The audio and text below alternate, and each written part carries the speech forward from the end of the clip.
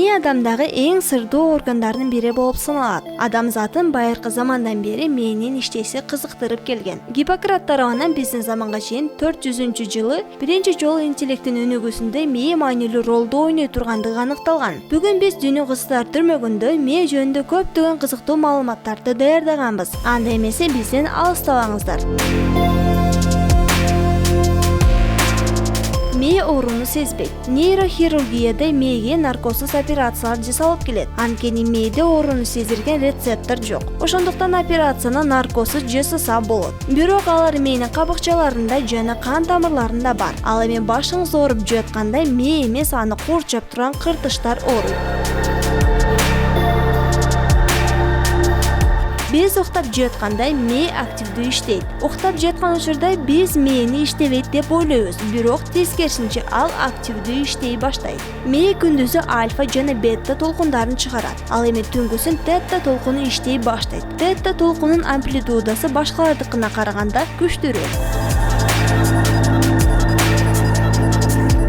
Мээнин клеткасы бир гана нейрондон эмес, бир нейронго 10 глиалдык клеткалар туура келет. Алар нейронду азык жана кычкылтек менен камсыз кылып турат. Ашыктык болууну ФМРТ сүрөттөрүнөн көрсө болот. Кээ бирөөлөр ашыктык бул концепция деп ойлошот, бирок ФМРТ сүрөтү ага карама-каршы. Адамдар ашык болгондо мээдеги активдүү областтар кубаныч менен байланышат. Сүрөттөрдөн жагымдуу сезимдерди пайда кылган жарыкты көрсө болот. Мээ кичинекей лампочка, күйө турганда электр энергиясын бөлүп чыгарат. Мээдеги нейрондор бир күндүн ичинде бир лампочка күйгөндөй энергия бөлүп чыгарышат. Мындан сырткары мээ эң акылдуу, күчтүү компьютерлерден да ылдамыраак иштейт. Мээнин 60% майдан турат. Мээ бул эң көп майлуу орган, ошондуктан аны ден соолугу үчүн диета талап кылынат. Пайдалуу майларга бай, алар мээ клеткаларынын балдарын бекемдетип, андан тышкары майды эритүүчү витаминдерди сактайт.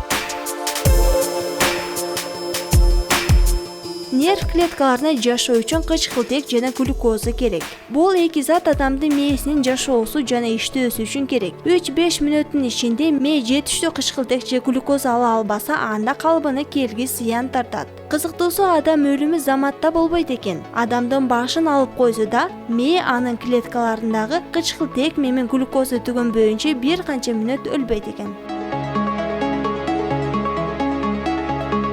Мээнин эс тутуму дээрлик чексиз. Абдан көп билип же көп жаңы маалымат алуу мүмкүн эмес, анткени анын баары батпайт. Биздин мээбизде телефон, компьютерлерге караганда эс тутуму эч качан бүтпөйт экен. Мээге дагы булчундарга айтылгандай эле, колдонулбаса жоготуп аласың принциби айтылат. Ар кандай билим, жаңы тажрыйбалар менен мээни жөндөмүн кеңейтүүгө мүмкүн. Ошондуктан көп окуп жаңы нерселерди үйрөнүп турушубуз керек.